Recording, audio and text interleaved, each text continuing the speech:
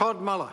Thank you, Mr Speaker, and it's a great privilege to stand and speak for a few minutes on the Education Legislation Bill, the second reading, in the name of Minister Joyce and, of course, Minister of Education Hekia Parata, who I believe is demonstrating day after day an absolute philosophy to have at the core of this government's delivery in education child learning and supporting them to ensure that they can be the best they can be. And it is absolutely critical that we do this because, in my view, Mr Speaker, we are on the cusp of extraordinary technological change, not only here in New Zealand but across the world, and it is an absolute obligation on this House and on this government that we create the conditions, that we provide the opportunity for our young people to be able to enter that changing world equipped with skills and resilience and capacity to be able to be successful. And this is what this bill does, Mr Speaker.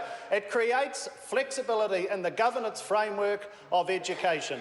And I have found it not that surprising, to be honest, but extraordinarily consistent of the left and the Labor and others on that side who are unrelentingly ideological, that when this government puts choice in the hands of the boards of trustees, they oppose it, because we can't have that, can we?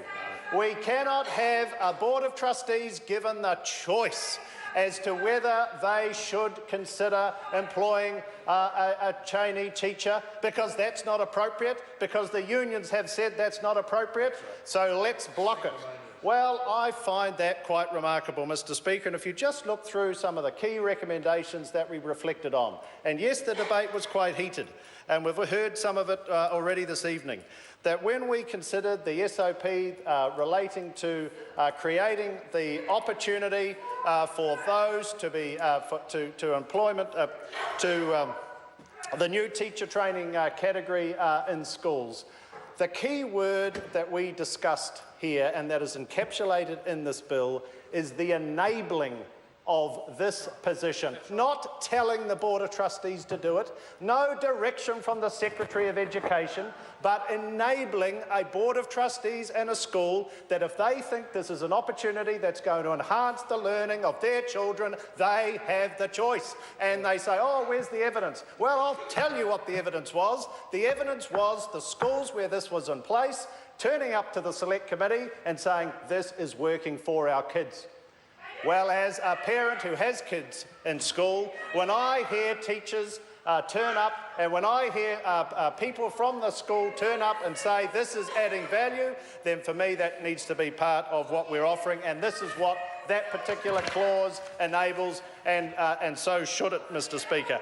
And then on to the debate around the principles to lead more than one school. Yet again from Chris Hipkins, what do we hear? Oh, I agree about it in principle, it sort of feels okay, but where are all the permutations of the contract that it might turn to custard, maybe somewhere in 5-10 years' time? Well, with respect, Mr Hipkins, we trust our Board of Trustees to have the competency, to have the community at heart and the capacity to enable a contractual interface between them and this principle of great talent to make it work for their school and their kids. Again, it's a kids-centric model.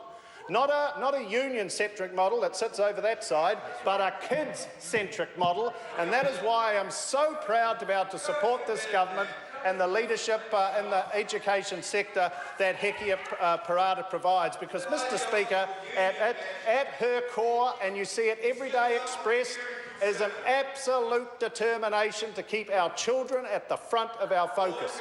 Not those who protect the interests of those involved in the sector who don't always agree, but our children at the at the focus. It's not rubbish, Tracy Martin, it's not. And I just conclude, Mr Speaker, with the reference on the school opening hours to reinforce the point. Again, in this bill is the freedom for the conversation to occur around a Board of Trustees and their communities and their parents. No compulsion. There is no compulsion in this. This is enabling. It is for boards of trustees, it is for parents, it is for communities, and it is for our kids. And long may that continue, and long may this philosophy being led by Hekia Parata hold the day. Thank you very much. Catherine Della